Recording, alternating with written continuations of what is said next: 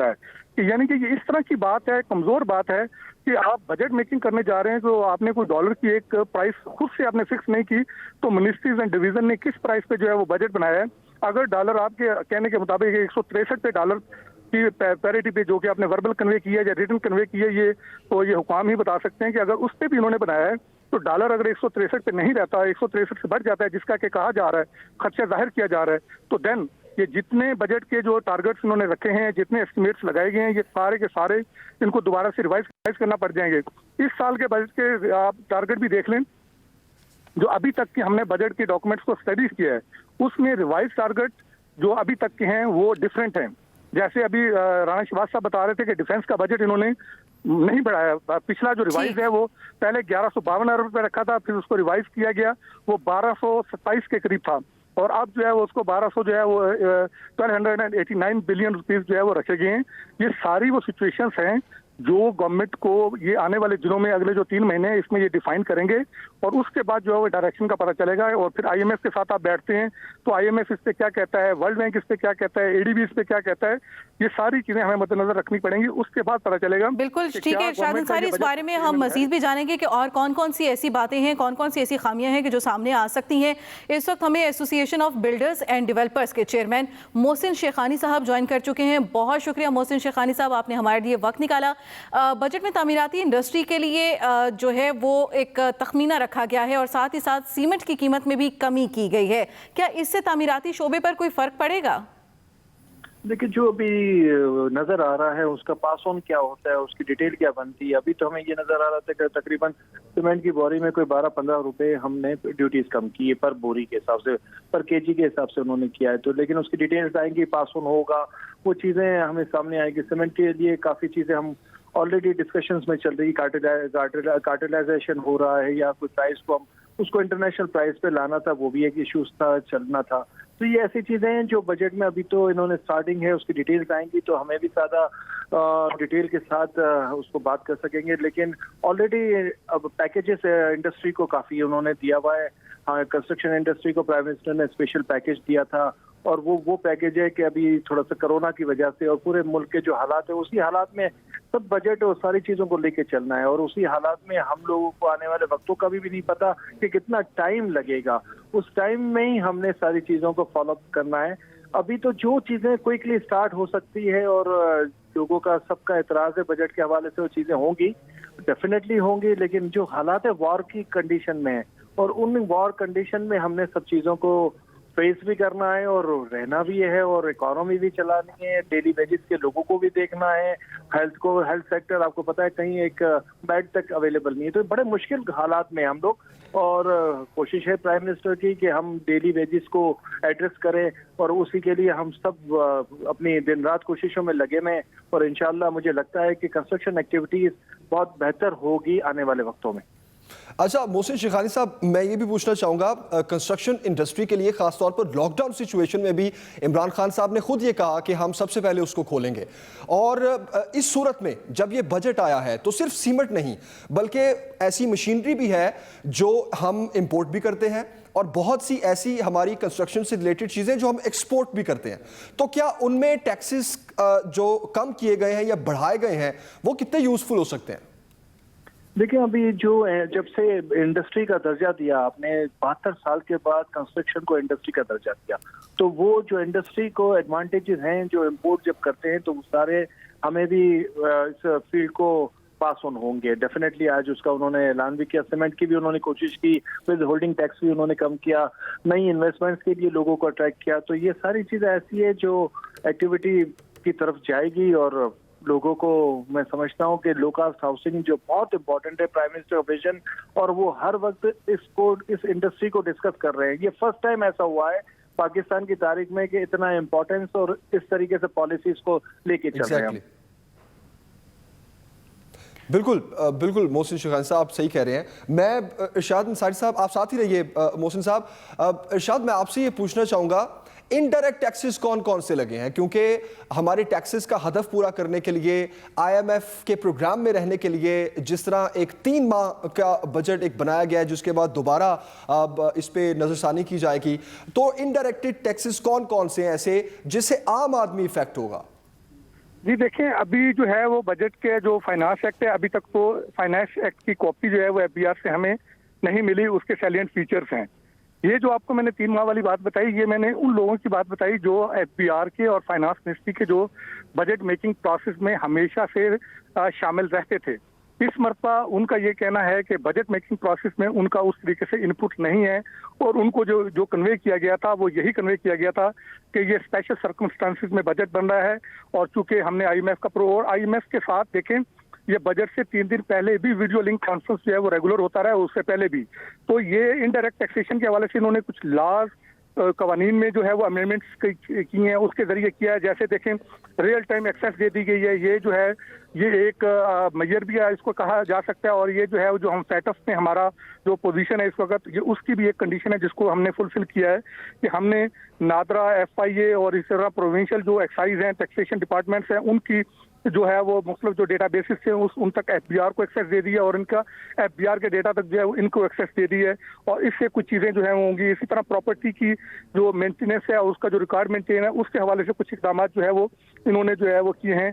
अलबत्ता with holding tax regime में जो है वो इन्होंने कोई 236R जो इनकम टैक्स की सेक्शन है, 235B है, 156B है, 148A है, 236D है, 236F है, 236J है, 236U है एडवांस टैक्सेस की इंश्योरेंस ऑन प्रीमियम है, 236X जो एडवांस टैक्स ऑन टोबैको है।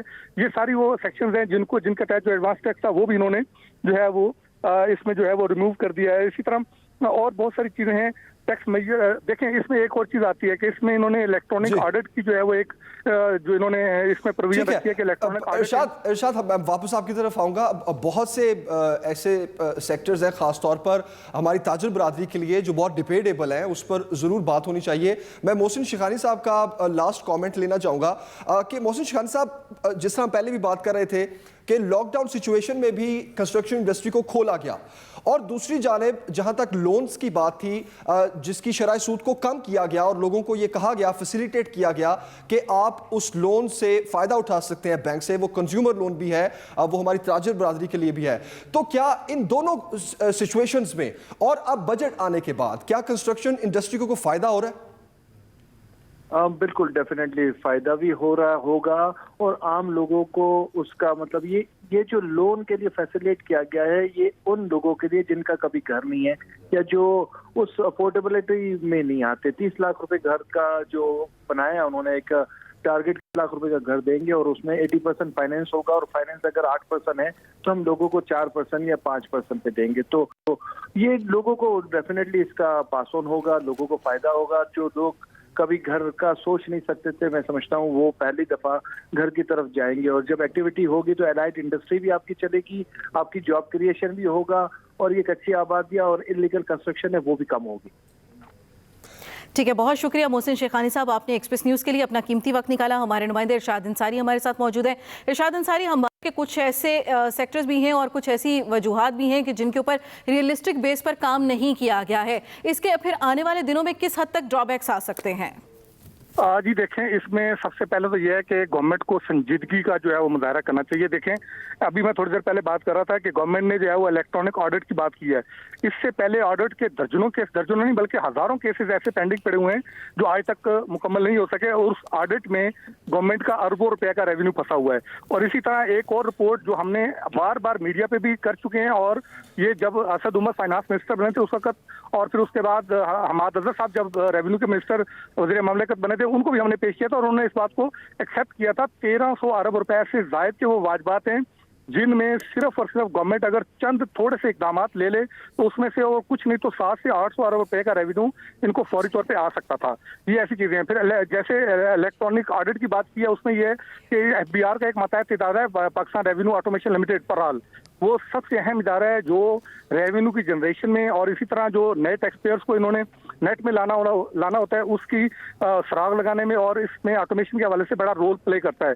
संजीदगी का ये आलम है कि 2 साल हो गए हैं, 2 साल से ज्यादा अरसा हो गया है कि पराल का आज की तारीख तक हेड नहीं लग सका और उसके 3 दूसरे अहम मुद्दे जो है वो खाली पड़े हुए हैं और वहां पे जो उनका जो सीनियर मैनेजर ऑपरेशन है उसको उन्होंने पराल का जो है वो सरबराह भी बनाया हुआ है और 2 डायरेक्टर्स का ओहदा भी उसी को दिया हुआ है, वो खुद ही समझिए। ठीक है अंसारी साहब, आपसे मजीद भी इस बारे में बात करेंगे। हमें हमारे एक और माहिर मईशात इशफाक साहब भी ज्वाइन कर चुके हैं। इशफाक साहब, जो अभी बजट पेश किया गया है, बहुत से ऐसे शोबे हैं, बहुत सी ऐसी इंडस्ट्रीज हैं जिनको फ़ायदा दिया गया, उनको टैक्स के नेट में कम लाया गया, कुछ ऐसे हैं कि जिनके ऊपर टैक्स बढ़ाया गया है। इसका सारी सूरत हाल का मईशत पर कितना असर पड़ सकता है और आने वाला बजट मईशत को मुस्तहकम करने के लिए किस हद तक कारआमद हो सकता है? देखिए, कोई ऐसी खास मराद नहीं है। देखिए, मईशत और मराद ये दोनों जो कॉन्ट्राडिक्टरी हैं एक दूसरे से, और ज्यादा आप मराद नहीं दे सकते, मईशत इसकी मुतामिल नहीं हो सकती। और जो चीजें इन्होंने की हैं, मेरा ख्याल है कहीं टैक्स पेयर्स को फैसिलिटेशन दी है, कहीं जाके इन्होंने टैक्स पेयर्स की गर्दन मरोड़ी है।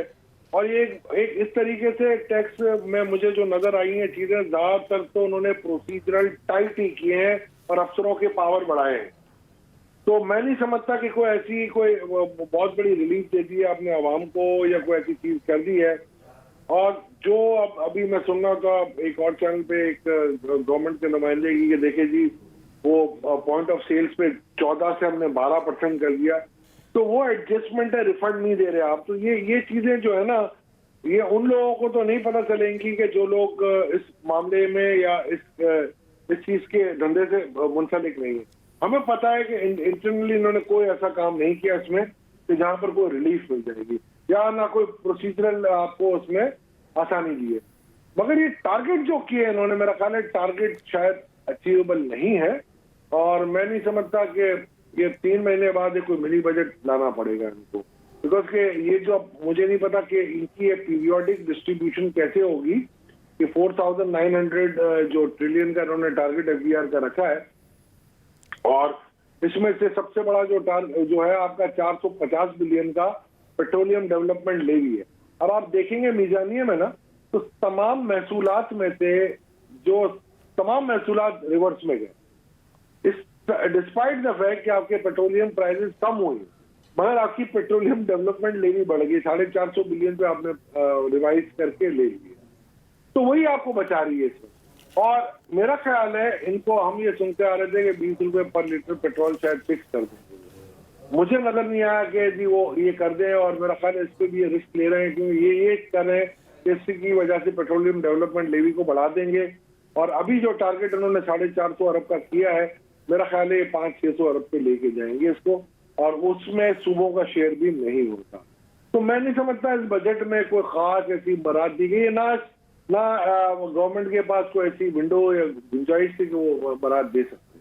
तो मेरा ख्याल है ये बस चलती का नाम गाड़ी बजट है, और ये सारे इंशाल्लाह माशाल्लाह के प्रीमाइस और फरमाइश को देखते हैं। सही। अब अच्छा इशफाक साहब, मैं ये भी पूछना चाहूँगा कि जिस तरह आपने कहा कि टारगेट अचीवेबल नहीं है, अगर टारगेट अचीव नहीं होता तो उस सूरत में क्या क्या ऑप्शंस होगी गवर्नमेंट के पास? अगर इनडायरेक्ट टैक्सेस लगाकर अगर अवाम पर ही बोझ डालना है, तो फिर बजट कैसा और अवाम को रिलीफ कैसा?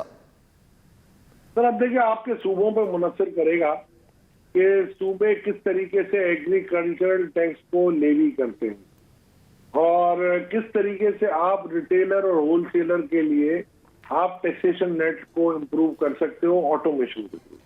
आपने 50,000 से लाख रुपए कर दिए आपकी जो शनाख्ती कार्ड की शर्त थी, मगर मैं नहीं समझता कि उसमें भी कोई खातरख्वाह कामयाबी आपको होगी।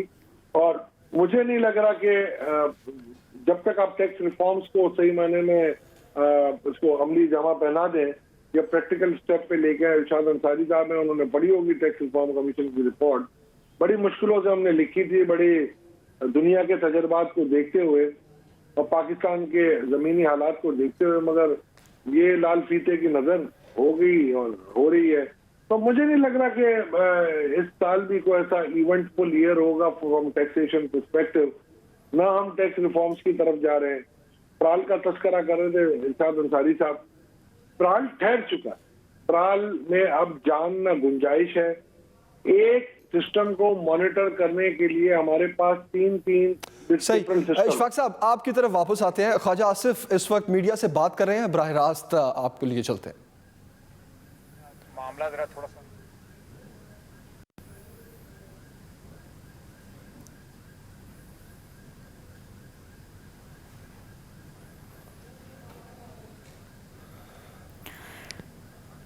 जैसे ही ख्वाजा आसिफ की जानिब से कोई बात की जाती है, वो मीडिया से क्या कहना चाहते हैं इस बजट पर, उनका इजहार ख्याल क्या है, अपोजिशन जमात की जानिब से क्या इस पर रद्द अमल आता है, वो भी अपने नाजरीन तक पहुँचाएंगे। हमारे साथ इशफाक साहब मौजूद हैं। इशफाक साहब, जिस तरह से बात कर रहे हैं, आप कह रहे हैं कि कुछ अरसे के बाद एक मिनी बजट इनको लेकर आना पड़ेगा। कल हमने देखा कि मुशीर खजाना हफीज़ शेख की जानिब से भी प्रेस ब्रीफिंग की गई, उन्होंने भी बताया उसमें कि क्या क्या अहदाफ थे जो हासिल नहीं हो सके, क्या वजूहात थी जो हासिल नहीं हो सकी। जो बजट लाने से पहले की बातें की जा रही थी और अब जब बजट पेश कर दिया गया है, आपको लगता है कि इसमें बहुत ज़्यादा डिफरेंस है?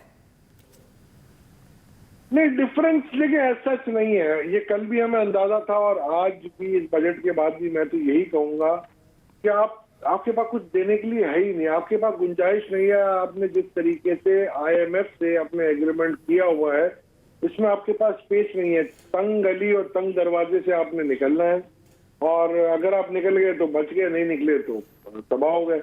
अब इसमें देखिए, आप ये मैं समझता हूँ, जो मेरा तजबिया ये है कि कोविड ने आपकी मईशत को सहारा दे दिया। अगर दुनिया के मुकाबले देखिए, यूं तो वर्स्ट हुई है, मैं ये नहीं कह रहा कि कोविड नहीं आता तो और वर्स्ट हो जाती, ये नहीं था, मगर दुनिया के कंपैरिजन में हम शायद उड़ जाते, या हम शायद मेरा तजजिया ये कहता है कि आप डिफॉल्ट की तरफ जा चुके।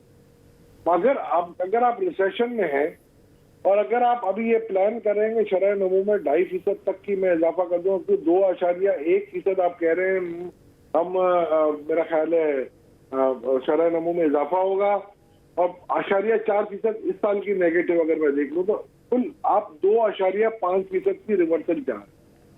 तो ये इस मईशत में ये जो हालात है ना, जो प्रेजेंट सिचुएशंस आपकी जो बता रही हैं, मुझे अचीवेबल नहीं लगते। दूसरा, अगर आप देखेंगे तो टैक्स रेवेन्यूज को अगर आप देखें, 1623 अरब आप कह रहे हैं कि हम डायरेक्ट टैक्सेस से कलेक्ट करेंगे, जो आपका तखमीना था 2081 अरब का। तो अब आप कह रहे हैं 2043 अरब करेंगे। तो वो पिछले साल की जो आपके टारगेट, आपने एम्बिशियस टारगेट रखे थे डायरेक्ट टैक्सेशन का, उसके करीब करीब डायरेक्ट टैक्सेशन के टारगेट आप लेके आ रहे हैं, और आप मिजरेबली फेल हुए हैं। और अभी आपके पास एक हुजूम पड़ा हुआ है रिफंड्स का, जो कि आपको देना है 100-200 अरब का। अब इनडायरेक्ट टैक्सेस में अगर आप देखेंगे तो आपने पहले कहा था 3.4 ट्रिलियन हम कलेक्ट करेंगे, और आपने इसके बाद उसमें सिर्फ अब आप दिखा रहे हैं रिवाइज में कि 2.3 खरब आप लेंगे, और अब आप कह रहे हैं कि मैं 2.9 खरब यानी 2.9 ट्रिलियन का मैं इनडायरेक्ट टैक्स ले लूंगा, जिसमें आप कह रहे हैं कि सेल्स टैक्स की इसमें कस्टम ड्यूटीज आप कह रहे हैं कि 640 अरब लूंगा, सेल्स टैक्स में करीब करीब 1900 खरब लूंगा, 1900 अरब लूंगा, और फेडरल एक्साइज 361। तो ये जो लेवल्स आप दे रहे हैं, ये पिछले साल के टारगेट वाले, क्योंकि आप उस टारगेट के जो 5550 अरब आपने रखा था, जो कि नॉन अचीवेबल था, उसके करीब करीब आप लाने की कोशिश कर रहे हैं, जो IMF की ऑब्वियसली एक कंडीशन थी, मगर मेरा ख्याल है आप अचीव नहीं कर पाते। अब आप देखें पूरे मीजानिये में, अगर आप देखेंगे इनका जो टेबल नंबर 4 है, उसमें एक चीज है जो आपने अपने तवक्कुआत से ज्यादा एक्सीड की, और वो है आपका petroleum development levy. Petroleum levy, development levy हटा दिया था। वो आपका तखमीना था 216 अरब, और अब आपने रिवीजन ये किएगा आप 250 अरब कर लें, ठीक है ना। तो पेट्रोल की प्राइसेस भी कम हुई, आपके महसूलात भी कम हुए, मगर ये वाहिद फैक्टर था कि आपने जिसको अपने पास इंटैक्ट, ना सिर्फ इंटैक्ट रखा बल्कि इसमें ज्यादा आप कर रहे हैं। दूसरी तरफ अब इसी को आप 450 अरब की तरफ लेके जा रहे हैं अगले साल। तो मैं ये समझता हूं कि ओवरऑल आप महंगाई की तरफ जाएंगे, और 6.5% का जो इन्फ्लेशन टारगेट जो मैं समझ रहा हूँ कर रहे हैं, मैं नहीं समझ रहा है 6.5% रहेगा। मेरे हिसाब से ये इसका जो आएगा, अगर यही हालात रहे, तो पेट्रोलियम प्राइस अब आप भूल जाए कि आपको $17-18 का मिलेगा, आपको अब ये $40 तक, 40, 42, $45 के दरमियान रहेगी। और जो अरब लाइट जिसको आप बेस बनाते हैं, वो मेरा ख्याल है 45 से 50 अरब के दरमियान डॉलर पर बैरल के दरमियान रहेगा। मैं उसको अगर देखता हूं तो मेरे हिसाब से आपकी जो शरह अफरात ज़र है, उसमें काफी इजाफा होगा। मगर दूसरी तरफ आपकी शरह नमू जो है वो जो 2.1% आप दे रहे हैं, वो अगर कोविड के यही हालात रहे तो वो भी अचीव नहीं होगी। तो मैं ये समझता हूँ आपके महसूलात में काफी कमी होगी और इसकी वजह से आपको इजाफी टैक्सेस का बोझ आवाम पे डालना पड़ेगा। सही। इशफाक साहब साथ ही रहिए आप, ये बड़ा इंपॉर्टेंट पॉइंट है ख़ास तौर पर इन्फ्लेशन से मुताल्लिक, क्योंकि अगर इन्फ्लेशन की तरफ हम जाते हैं वो बढ़ती है तो उसके बाद तो फिर आखिरकार आवाम को ही सब सहना पड़ेगा, कीमतें बढ़ेंगी और इसी तरह लोग जब कोविड में घर बैठे होंगे, कारोबार नहीं चल रहे होंगे। जमील, जिस तरह से बातें की जा रही हैं और ये भी सारी सिचुएशन बता रहे हैं, तो और हम इस सारे बजट को समझने के लिए आवाम के लिए क्या रिलीफ सामने आ रहा है और आवाम को कौन से ऐसे सेक्टर्स हैं कि जो इससे फ़ायदा उठा सकते हैं, वो भी हम समझने की कोशिश कर रहे हैं। माहिर मईशियात हमारे साथ मौजूद हैं और अभी हमें खालिद तवाब साहब ज्वाइन कर चुके हैं। बहुत शुक्रिया खालिद तवाब साहब, आपने एक्सप्रेस अपना वक्त निकाला। जो आज बजट पेश किया गया है हुकूमत की जानिब से, इस बजट पर आप क्या कहेंगे? देखिए, बजट तो ये एक तरह से मैं तो इसको रवायती बजट कहूँगा, क्योंकि इसमें जो हालात चल रहे थे और जो चल रहे हैं और जो हमें उम्मीद थी कि हमारी स्पेशली इंडस्ट्री के मुतालिक जो है वो खास तौर पे कोई मेजर्स लिए जाएंगे। ऑल्दो कि इन्होंने कुछ आइटम्स पर, रॉ मटेरियल्स पे ड्यूटी कम की है, लेकिन इस वक्त जो अनएम्प्लॉयमेंट की सिचुएशन हम देख रहे हैं, जो बाहर से लोग आ रहे हैं, तो ख्याल ये था कि ऐसा बजट पेश किया जाएगा जो एक रेवोल्यूशन आए लोकल इंडस्ट्री के अंदर और लोग इंडस्ट्री तक राग़िब हों और अनएम्प्लॉयमेंट एड्रेस हो। लेकिन मुझे इस बजट में भी तफसीलात तो नहीं आई है, कुछ चीज़ ऐसी नज़र नहीं आई जिससे जो है वो लोग इंडस्ट्री तरफ आ जाएं। जिस तरह कंस्ट्रक्शन इंडस्ट्री को इन्होंने सहूलत दी कि आप हर किस्म के पैसे, जो पैसे आपके पास हैं जो डिक्लेयर्ड नहीं है वो आप लगाएं, आपसे कोई नहीं पूछेंगे। इसी तरह वक्त की जरूरत ये थी कि इंडस्ट्री के लिए ये पैसे लगाते, लेकिन वो चीज़ें नहीं आई हैं। और जो टैक्सेस जो इन्होंने बढ़ाया, अभी तो चूँकि ये चीज़ें अभी तक वाज़ेह नहीं हुई है कि किन किन जगहों पर टैक्सेस, उन्होंने टैक्सेस के मद में जहाँ जो लिखा है कि इजाफा होगा वो किन मदों में पैसे इनके पास आएंगे वो चीज़ भी नहीं है। लेकिन इसके साथ साथ जो एग्रीकल्चर सेक्टर भी अगर आप देखें तो वहाँ पर भी कोई ऐसी पोटेंशियल चीज़ नहीं आई जिससे हमें नज़र आए कि यहाँ से डेवलपमेंट जो है वो होगी। और मुल्क एक बहरान से गुजर रहा है, उस बहरान से किस तरह निपटा जाएगा, खासतौर पर अनएम्प्लॉयमेंट। मेरा तो एड्रेस अनएम्प्लॉयमेंट ही था बेसिकली। आप बिल्कुल सही कह रहे हैं खालिद साहब, और ख़ास तौर पर 3 सेक्टर्स जो हमेशा पीटीआई के ज़बान ज़द-ए-आम रहा है कि सेहत, तालीम और ज़राअत पर हम बहुत तवज्जो देंगे। इरशाद अंसारी हमारे साथ है, हम उनसे जानने की कोशिश करते हैं कि ज़राअत के लिए जो मुख्तस किया गया और ख़ास तौर पर तालीम और सेहत के लिए जो मुख्तस किया गया पिछले बजट से कितना मुख्तलिफ है। ज़राअत जो हमारी रीढ़ की हड्डी समझा जाता है, हमारे पास हमेशा इमरान खान साहब ये कहते हैं कि इम्पोर्ट की बजाय एक्सपोर्ट की तरफ तवज्जो दी जाए। तो इरशाद, मैं जानना चाहूँगा आपसे कि तालीम, सेहत और ज़राअत, इन तीनों का जो बजट है वो कितना डिफरेंट है पिछले बजट से? देखें, ये तीनों शोबे जो हैं ये बेसिकली गवर्नमेंट, फेडरल गवर्नमेंट जो है वो अपनी जान इस तरह से छुड़ा लेती है कि ये सूबों के पास है। और इस मरतबा भी जो है वो हेल्थ के लिए इन्होंने जो है वो 20 अरब रुपए के करीब रखे हैं और इसी तरह ज़राअत के लिए और दूसरे शोबों के लिए भी। और ज़्यादातर ये कहते हैं कि हम जो सूबों को ट्रांसफर करते हैं उनके ज़रिए सूबों को जो है वो खुद से जो है इस पर जो है वो फोकस करना चाहिए। लेकिन इसमें मैं आपको एक चीज़ बता दूँ कि जैसे अभी आप बात कर रहे थे कि जी इसका जो है वो आम आवाम पे इसका क्या इम्पैक्ट आएगा, उसका इम्पैक्ट बजट से पहले मैं आपको ये बता देता हूँ कि ज़राअत का शोबा सबसे अहम जो है वो उसमें जो इंसानों की जो बुनियादी ज़रूरत भी है वो है गंदम की प्राइस अभी जो है वो अभी जो गवर्नमेंट ने चूंकि ज्यादातर ये गंदम खरीदी है, अभी आपको मैं सिर्फ 10 से 15 दिन में आपको जो फर्क आया वो मैं बता देता हूँ कि गंदम की कीमत जो मार्केट में फरोख्त हो रही थी वो 1350, 1400 से 1420, 1450 रुपए तक थी। लेकिन आज वही गंदम मार्केट में अगर आप खरीदना चाह रहे हैं, अपनी जो दही इलाके हैं वहाँ पे ये कल्चर होता था कि लोग साल की गंदम खरीद लेते थे कि कम से कम अगर महंगाई या सिचुएशन पैदा हो तो उनके पास गंदम और आटा मौजूद हो। ये चूंकि बुनियादी ज़रूरत का आइटम है, ये इस वक्त तक 1700 रुपए से ज़्यादा 30-40 किलोग्राम तक ये पहुंच चुकी है। और मेरा ये ख्याल है कि ये आने वाले वक्तों में जो है वो अगला जो बहरान आने वाला है वो गंदम का या आटे का बहरान आने वाला है। तो एक तो ये इसका जो है वो हो गया। दूसरा, गवर्नमेंट, मुझे ये नजर आ रहा है कि गवर्नमेंट नॉन टैक्स रेवेन्यू की तरफ जो है वो ज्यादा फोकस कर रही है। जैसे इशफाक साहब ने भी बताया कि गवर्नमेंट ने जो है वो PL की मद में रखा, और कल हफीज शेख साहब ने भी बार बार इसका क्रेडिट ले रहे थे कि हमने नॉन टैक्स रेवेन्यू का 1000 से समथिंग अरब रुपए का टारगेट रखा था, लेकिन हमने 1600 समथिंग रखा रेवेन्यू जनरेट किया है, और इस बजट में भी 1600 अरब से ज्यादा के उन्होंने नॉन टैक्स रेवेन्यू रखा है।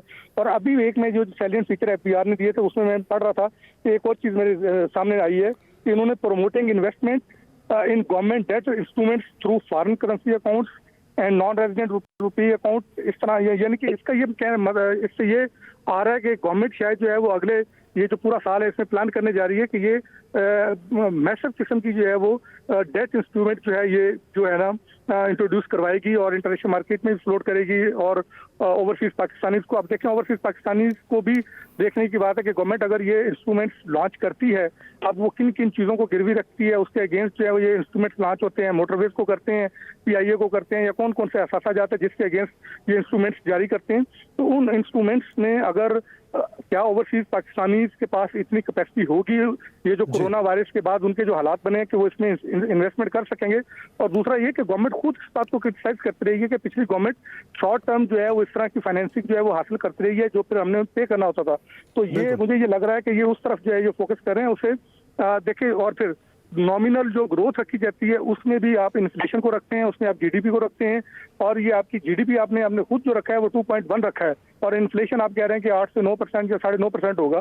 तो अगर आप इन सारी चीज़ों को ले लें तो आपकी रेवेन्यू ग्रोथ जो है वो मैक्सिमम आपकी 11-12, आप बहुत तीर मार लें तो 15% जाती है, लेकिन जो आपने टारगेट रखा है उसके लिए आपको मोर देन 27% ग्रोथ चाहिए। अब इस 27% ग्रोथ के लिए आप क्या करेंगे? आप या तो आप अपने इदारों की कैपेसिटी को इतना इम्प्रूव कर लें कि आप टैक्स नेट इतना वसी कर लें कि लोगों को जो है वो टैक्स के दायरे में ले आए कि आप ये जो है ये ग्रोथ जो है वो कर लें। अदरवाइज फिर आपको आवाम को इसकी कास्ट पे करनी पड़ेगी, और फिर इसके असरात जो है वो आपको, ये मैं आपको बार बार कह रहा हूँ कि ये जो पहला क्वार्टर गुजरेगा उसके बाद आपको इसके असरात पब्लिक को भी नजर आना शुरू हो जाएंगे और हमको भी। जी ठीक है, इरशाद साथ ही रहिए। जफर मोती साहब ने भी हमें ज्वाइन किया है, उनको शामिल गुफ्तगू करते हैं। अब जफर साहब, आपके ख्याल में जो बजट पेश किया गया है कितना बैलेंस्ड बजट है ये, और ख़ास तौर पर कोविड सिचुएशन में क्या हेल्पफुल होगा या आवाम के लिए मजीद परेशानियाँ आएंगी?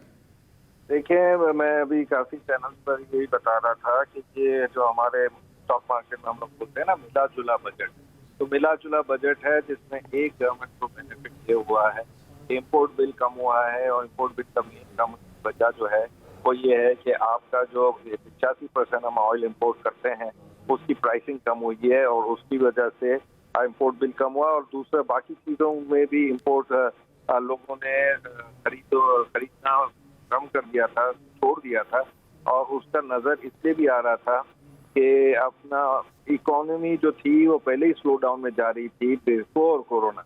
अब सोने पर सुहागा ये हुआ है कि कोरोना आ गया है, और कोरोना के बाद जो है गवर्नमेंट को एक जगह ये बेनिफिट हुआ है, लेकिन बाकी जो पूरा बजट है वो एक ऐसा बजट है जिसमें जो टारगेट गवर्नमेंट ने रखे हैं एज अ बिजनेसमैन मैं श्योर आपको करता हूँ कि वो अचीवेबल, चाहे वो टैक्स के कलेक्शन पे हो, चाहे वो इम्पोर्ट का हो कि कम होती जाएगी, चाहे वो एक्सपोर्ट की हो जो हम कपड़ा बाहर भेजते हैं, चाहे वो रेमिटेंस का हो कि इंटरनेशनली जो रेमिटेंस पाकिस्तानियों की आती है, क्योंकि 80% जो रेमिटेंस आती है वो 4 मुल्कों से आती है, पाकिस्तानी जहाँ रह रहे हैं, और उसमें USA है, UK है, सऊदिया है और UAE है।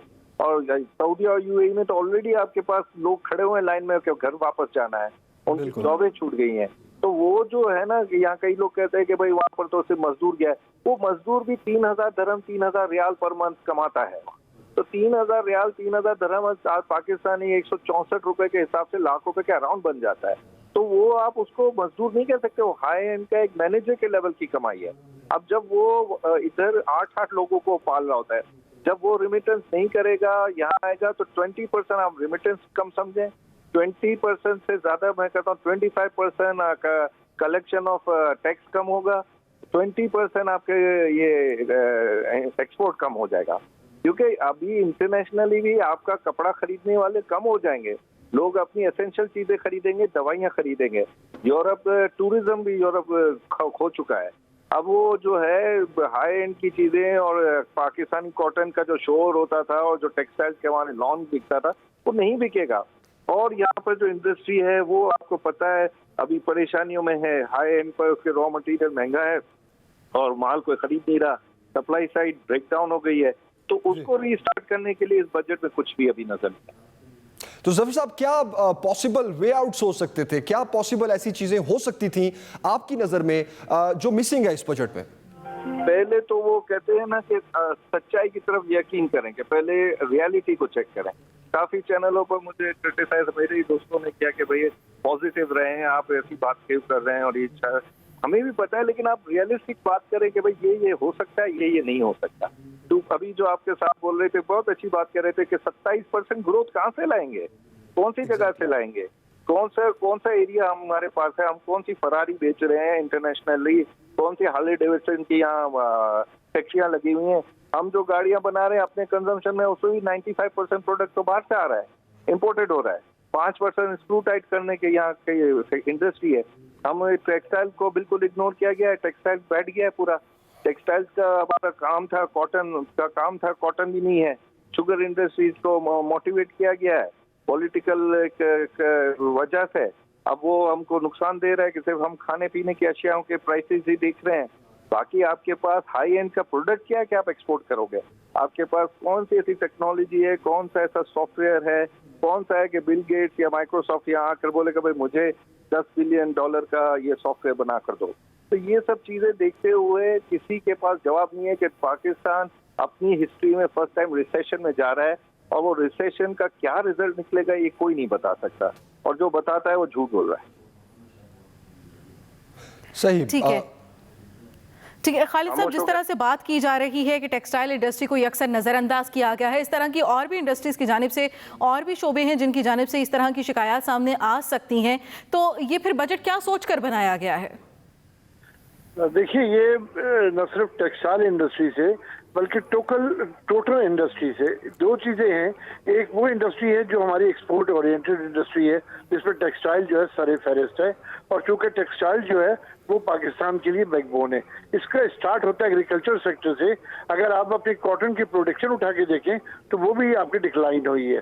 फिर जब आप एक्सपोर्ट की तरफ आते हैं, और ये हमारे जिस तरह ये 3 महीने लास्ट कोरोना में ऑर्डर जो है वो कैंसिल हुए हैं, और आइंदा आने वाला वक्त के अंदर अब जो मिसाल के तौर पे गारमेंट इंडस्ट्री थी तो सारा समर का उनके पास गुड्स तैयार थे, जो ऑर्डर कैंसिल हो गए और अब वो स्टॉक्स रख लिए जाएंगे।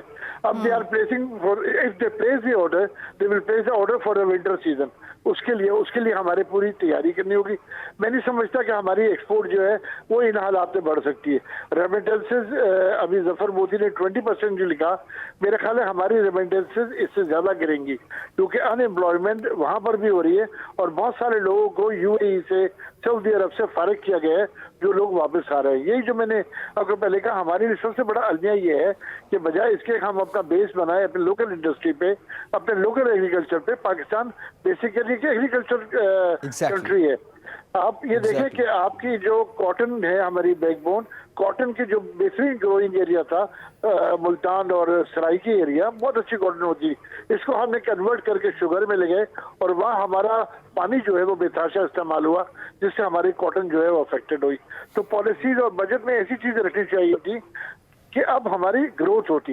मैं नहीं समझता इसके अंदर ये दिखाते हैं जैसे कहा गया कि 27% ग्रोथ, इम्पॉसिबल है। टैक्स में आप 27% ग्रोथ जो है ले आए, मुझे तो डिक्लाइन नजर आ रहा है। इन्होंने आरडी लगा के इम्पोर्ट रोकी, हमें एक बहुत बड़ा एडवांटेज मिला ऑयल का, और ये हमें उठाना चाहिए ऑयल प्राइजेस का। गवर्नमेंट ने कुछ पास किया, कुछ अपने टैक्स रेवेन्यू बेहतर किया, लेकिन अगर आइंदा आने वाले वक्तों में ये ऑयल के रेट बढ़ गए तो हमारी सर्वाइवल जो है इस तरह से बहुत मुश्किल हो जाएगी। बिल्कुल सही, बिल्कुल आप ठीक कह रहे हैं, और इसमें कोई शक नहीं है कि अगर पाकिस्तान खुद कफील है तो एग्रीकल्चर में खुद कफील है, और उसके लिए बहुत अच्छा budget out of the box जाके एक डिसीजन लेना चाहिए था गवर्नमेंट की जानिब से। लेकिन लेट्स सी आफ्टर 3 मंथ्स क्या मुश्किलात आएंगी गवर्नमेंट के लिए, क्योंकि IMF के प्रोग्राम में रहना भी बड़ा ज़रूरी है। इशफाक साहब, मैं सेम यही क्वेश्चन आपकी तरफ लेके आऊँगा, कौन कौन सी ऐसी चीज़ मिसिंग है बजट में जो गवर्नमेंट डिसीजन ले सकती थी और वो फ़ायदेमंद भी हो सकती थी लेकिन नहीं लिया गया? जी, सबसे पहले तो जिस तरीके से इन्होंने जो टैक्स रेवेन्यूज के टारगेट रखे हैं, मेरा ख्याल है ये अचीवेबल नहीं है। और जब आप फिर जाएंगे रिव्यू के लिए IMF के पास तो दोबारा वही आपका एक मसला उठ जाएगा। दूसरा ये था कि आपको इंसेंटिव देना था नई इंडस्ट्री लगाने के लिए, जैसे जफर ने कहा कि हमारे पास तो एक्सपोर्ट की कैपेसिटी नहीं है, हम किस खाम ख्याली में कह रहे हैं कि हमारे एक्सपोर्ट्स बढ़ जाएंगे। जैसे खालिद तवाब साहब कह रहे हैं कि हमारे पास जो ऑर्थोडॉक्स एक्सपोर्ट्स हैं उसमें हम कुछ नहीं कर सकते थे, तो हमने एसएमईज के लिए या स्टार्टअप के लिए क्या इस बजट में रखा, अभी तक इसकी कोई हमें इस वक्त यहाँ पर कोई मिसाल नहीं मिलती, क्योंकि अभी फाइनेंस बिल आना बाकी है, हम देखेंगे कि क्या हो सकता है। जैसे आपने कंस्ट्रक्शन में पैकेज दिया, वैसे आप इंडस्ट्री को भी पैकेज देते, वैसे आप सर्विस सेक्टर को, फाइनेंस सेक्टर को भी आप पैकेज देते, कि आपका फर्स्ट फोकस ये होना चाहिए था कि आपकी इकोनॉमी का पहिया चलता, और अगर पहिया चलेगा इकोनॉमी का तो टैक्स तो बाई प्रोडक्ट है। यहाँ हम उल्टे जाविये से देखते हैं चीजों को, और हम कहते हैं कि जी टैक्स कलेक्ट होगा तो मईशत चलेगी। अभी आप बात कर रहे थे कि जी किस तरीके से नॉन टैक्स रेवेन्यू पे आपने जो बात की है, तो नॉन टैक्स रेवेन्यू में इस मरतबा आपको एक 150 बिलियन का बोनंजा मिला था 4G 5G लाइसेंस का, और 750 अरब की आपको स्टेट बैंक के प्रॉफिट मिले थे। इस मरतबा अभी वही नॉन टैक्स रेवेन्यू से आप 650 अरब का आप चाह रहे हैं कि आप स्टेट बैंक का प्रॉफिट लेंगे। अच्छा, जहां तक रहा सवाल के बाकी आप बैलेंस बजट किस तरीके से लेके आ रहे हैं, तो आपने सबसे पहला जो काम किया वो आप ये कह रहे हैं कि जो मेरी कैपिटल रिसीट है, इसको मैं इनडायरेक्ट वे में कैपिटल रिसीट कर रहा हूँ ना, ये डायरेक्ट वे में लोन कही जाती है। उसमें आपने ये कहा है कि जी मैं 400 अरब में लूंगा टी बिल से, 400 अरब में लूंगा PIB से, 450 अरब में लूंगा सुकूक बॉन्ड से। तो यहीं पे आप 1250 अरब तो यहीं पे लेके आ गए ना कैपिटल रिसीट। और फिर आप कह रहे हैं कि जी मेरा बजट डेफिसिट जो मजमूई खसारा जो होगा वो 7% आएगा GDP का। अब 7% जब आपका आएगा और उसमें भी सूबों का सरप्लस आप कह रहे हैं कैश का सरप्लस आएगा, अगर वो उड़ गया तो आप उनको चाहते हैं कि अगर वो खर्चा करें डेवलपमेंट के ऊपर और आप एक डिमांड क्रिएट करें ताकि आपकी इकोनॉमी चले, तो वो सरप्लस खत्म होगा, तो फिर आपका बजट डेफिसिट बढ़ जाएगा। तो आपने अपना कैपिटल एक्सपेंडिचर या PSDP को वैसे ही कम रखा। तो आप ओवरऑल इस इकोनॉमी को बिल्कुल ठीक है, बिल्कुल ठीक है। इशफाक साहब आप जो कह रहे थे, इरशाद साहब जिस तरह से जो पॉइंट्स इशफाक साहब ने उठाए हैं, अगर इन पॉइंट्स को मद्देनजर रखा जाता तो क्या बिल जो बजट है वो इससे बेहतर पेश हो सकता था? खालिद साहब आप क्या कह सकते हैं इस पे? हाल देखते हुए कि हमें कहाँ, देखिए गवर्नमेंट ने जो लास्ट बजट दिया वो सिर्फ ये था कि टैक्स रेवेन्यू की कलेक्शन जो है वो किस तरह किया जाए। अगर अब इन्होंने कुछ इकदाम किए, मिसाल के तौर पे अब छोटे से 50,000 की जो नॉन NIC के बगैर खरीदारी थी उसको 1 लाख पे कर दिया। बेसिकली इकोनॉमिक एक्टिविटीज मुल्क में होनी चाहिए, लोगों में होनी चाहिए। लोगों में एक्सपेंडिचर्स जब बर्दाश्त कर सकेंगे, लोग पैसे खर्च कर सकेंगे, तो उससे इकोनॉमी चलती है, एक पहिया चलता है। NIC का प्रॉब्लम रहा, पूरे साल ये दबाया गया कि जी ये टैक्स जो है वो ज्यादा कलेक्शन करें और इम्पोर्ट कम से कम हो, विच इज वेरी गुड। अगर आपने एक तरफ इम्पोर्ट कम करी थी तो दूसरी तरफ आपको लोकल इंडस्ट्री को फरोग देके लोकल इंडस्ट्री से वो पैसे आप टैक्स की मद में ले सकते थे। लेकिन इस बजट में भी उस चीजों को फोकस नहीं किया गया। मैं समझता हूँ इनके लिए ये टैक्स रेवेन्यू जो उन्होंने टारगेट रखा है ऑलमोस्ट इम्पॉसिबल है। और जिस तरह अभी इरशाद साहब ने कहा, इनको इसको रिवाइज करना पड़ेगा और ड्रास्टिकली रिवाइज करना पड़ेगा। और बहुत सारे लोगों को मिडिल क्लास और लो मिडिल क्लास के लिए अपना जीना, जो महंगाई बढ़ रही है, जिस तरह डॉलर बढ़ रहा है, ये बहुत ज्यादा मुश्किलात होंगी एक आम आदमी के लिए। बिल्कुल सही। अब जफर मोती साहब आपकी तरफ आऊँगा मैं, ख़ास तौर पर हमारी छोटी इंडस्ट्री, SMEs और लॉकडाउन सिचुएशन में हमने देखा 2-2 माह कारोबार बंद रहे। ईद के करीब आकर कारोबार खोलने की इजाज़त दी गई। जब वो अनएम्प्लॉयमेंट बढ़ रही थी तो लोन्स की ऑफर्स की गई, लोन्स लिया जाए और लोगों को ना निकाला जाए, अपना कारोबार जाए। अब उन्हीं SME से हम ये तवक्को कर रहे हैं कि वो हमारे टैक्स नेट को हम बढ़ा सकेंगे और वो हमारे साथ हमें फैसिलिटेट करेंगे। गवर्नमेंट ये सोच रही है, तो आपके ख्याल में गवर्नमेंट की स्ट्रेटजी क्या शुरू से ही सही नहीं है या अभी आके डायरेक्शन ठीक हो चुकी है? सही नहीं है। इनको ग्राउंड रियलिटी कई जो होते हैं ना उनको पता नहीं होता है। जैसे इससे पहले 5,550 का फिगर आया था, अगर आपको याद हो लास्ट ईयर, तो वो जब फिगर आया था तो एक टाइम में एक सिगरेट आती थी 555, 555। तो वो मेरे ख्याल में किसी का पैकेट पड़ा होगा, उसने कह दिया होगा सर इतना तो हम कलेक्ट कर लेंगे सर, इस पे तो कोई मसला ही सही। इस तरह की चीजें बहुत हमने देखी हैं। हम काफी चीफ सेक्रेटरी के साथ स्टैंडिंग कमेटियों में बैठे हैं, गए हैं, उनके सामने पेश हुए हैं, रेगुलेटर्स के सामने बजटरी आइडियाज दिए हैं। तो वो जब भी आप देते हैं इनका और देखते हैं ना कि सामने वाला उसके फेस पर वो एक्सप्रेशन भी नहीं आते कि वो उसने एक्सेप्ट किए हैं या उसको समझ आई है। अभी जो आप ये कह रहे थे खालिद तवाब साहब और ये कि भाई हम बार बार टेक्सटाइल को बाकी इंडस्ट्री को क्यों इतना नहीं इंफ्लुएंस, कि टेक्सटाइल हमारी मेन बैकबोन थी और उससे हमारी रिमिटेंस के अलावा जो कमाई थी वो टेक्सटाइल से थी। जब वही बंद हो जाएगा उसका तो फिर कहाँ के एक्सपोर्ट और कैसी एक्सपोर्ट, ये मैं बार बार कह रहा हूँ। दूसरा ये कि जब भी टैक्स की ये किसी ने भी कहा कि यहाँ पर ये होता है कि पहले कहेंगे टैक्स कलेक्ट होगा तो इसका मतलब इकोनॉमी चलेगी। पहले इकोनॉमी चलती है, बाय प्रोडक्ट है टैक्स। मैं पहले कमाऊंगा फिर मैं टैक्स दूंगा, मैं अगर कमाऊंगा ही नहीं तो टैक्स किस चीज का। तो ये जो एसएमईज की बात कर रहे हैं, इसके एसएमईज में तो आपको यकीन नहीं आएगा, ये कोरोना वायरस से पहले ही जब एफबीआर के चेयरमैन शब्बर जैदी साहब थे तो बाकायदा इनके झगड़े हुए हैं जो सोशल मीडिया में हैं। हर जगह पता चलता है कि छोटे छोटे ताजिर की जो मार्केटें थी, ताजिरों की, ट्रेडर्स की, वो उनके जो रिप्रेजेंटेटिव थे उनकी बाकायदा झगड़े होते थे। तो ये देखकर आप ये बिल्कुल सही कह रहे हैं कि एसएमई से एक्सपेक्ट कर रहे हैं कि वो इनको अब कमा कर देंगे, जबकि इनका जो सीजन था पूरे साल का, 2 साल पहले हम फिगर्स देते थे कि भाई 14 अगस्त को क्या कितनी शॉपिंग हुई है, ईद की रमजानों में कितनी शॉपिंग हुई है, कराची खुला तो कराची में हालात सही हुए तो 15 बिलियन रुपीस की शॉपिंग सिर्फ ईद की हुई। इस तरह के फिगर्स दे रहे थे और फिगर्स इतने अच्छे आ रहे थे कि लोग कह रहे थे कि अब लोग बाहर जाकर खरीदना शुरू कर रहे हैं, लोग कंज्यूमरिज्म की तरफ जा रहे हैं, लोग टीवी खरीद रहे हैं, मोबाइल खरीद रहे हैं। अब कौन खरीदेगा जब उसको दिल में ये खौफ होगा कि कल मुझे खाने की चीजें या इलेक्ट्रिसिटी का बिल पे करने के पैसे नहीं होंगे, तो वो थोड़ी खरीदेगा। तो आपकी जो इंडस्ट्री इन ग्रोथ हो रही थी, जो लोकल इंडस्ट्री के लिए कपड़ा बना रहे थे, क्लोथिंग बना रहे थे, टायर ट्यूब बना रहे थे, वो सब खत्म हो गया। लोगों ने हर चीज को पोस्टपोन कर दिया है। हमारी इकोनॉमी जो है ना वो नाव पर चलती थी, पोस्टपोन पर नहीं चलती थी। हम कंज्यूमर्स हैं, हम पूरा मुल्क कंज्यूमर है और कंज्यूमर जो है ना वो डर गया है। अब कंज्यूमर को डर से निकालने का तरीके से ही आप इंडस्ट्रियां चला सकोगे, इसके बगैर नहीं।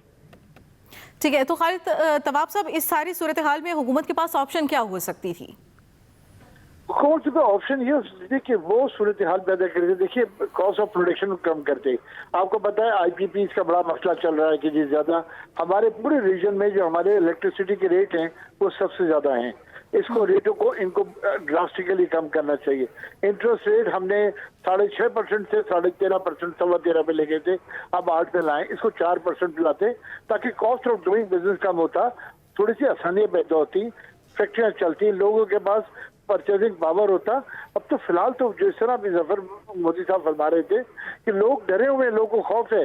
आज गवर्नमेंट पैसे दे रही है कि जी आप ले लें हमसे लोन 3% पे या 4% पे और अपने लेबर को रख लें। देखिए 1 महीना 2 महीने तो चीजें चल जाएंगी। इतनी अनसर्टेनिटी है कि लोन तो इंडस्ट्री वाला कब तक बढ़ाएगा सैलरी से मत के अंदर। जाहिर है एक पॉइंट आ जाएगा। अभी कहा गया कि जुलाई और अगस्त इससे भी खराब आएगा, तो इंडस्ट्रियां तो बंद हो जाएंगी और लेबर को पैसे किस तरह देंगे जब लेबर को आप पैसे नहीं देंगे, क्योंकि स्टेट बैंक चाहे कितना भी कर ले। मैंने तो दरखास्त की थी कि इसको फ्री जो लेबर के हैं फ्री ऑफ इंटरेस्ट पैसे दे, क्योंकि अगर हम वो लाइबिलिटी भी इंडस्ट्री ले रहा है तो वो भी ठीक है, लेकिन अब इंटरेस्ट के साथ और लाइबिलिटी के साथ ये अनसर्टेनिटी के साथ ही चल ही नहीं सकता। लिहाजा ये बिजली के रेट कम करें, यूटिलिटीज के बिल कम करें और चीजों में आसानियां पैदा करें। हमारा कॉस्ट ऑफ डूइंग बिजनेस जो है वो अगर बेहतर होगा तो लोकल इंडस्ट्री भी चलेगी और एक्सपोर्ट भी बढ़ेगी। और लोकल इंडस्ट्री जो है वो as good as export industry है, क्योंकि ये जो है ये ऑल्टरनेट इंडस्ट्री होती है इम्पोर्ट के लिए। खालिद तवाब साहब और जफर मोती साहब, आप दोनों के वक्त का बहुत शुक्रिया। डिटेल्ड डिस्कशन हमने बजट पर की और हमारे साथ जो माहिर मुआशियात मौजूद थे उन्होंने इस पर बेहतरीन तज्जिया भी पेश किया और जो पॉसिबल वे आउट्स थे जिनको ऑप्ट किया जा सकता था गवर्नमेंट की जानिब से वो भी बताया और कौन कौन सी ऐसी चीज़ें हैं जो आने वाले 3 से 4 महीनों में अवाम के लिए मुश्किलात पैदा कर सकती हैं वो भी हमने डिस्कस किया। इस बुलेटिन से इतना ही। मज़ीद खबरों और अपडेट्स के लिए विजिट कीजिए हमारी वेबसाइट express.pk।